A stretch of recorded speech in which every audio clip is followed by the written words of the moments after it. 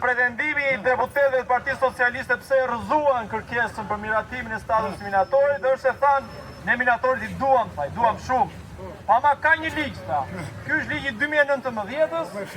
Te ky ligj futen edhe minator, dhe naftar, dhe medalur, dhe me këtë ligj minatorët janë të kënaqur. Edhe naftarët janë të kënaqur, dhe medalurët janë të kënaqur.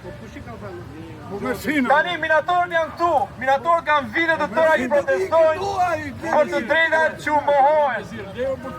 Dhe në qoftë se çështja është ligjore, do mjaftonte që kërkesat e hartuara në statusin e minatorëve ti përshtasnin te ligji aktual, ose ligjin aktual ta ndryshonin që të miratohet statusi minatorit.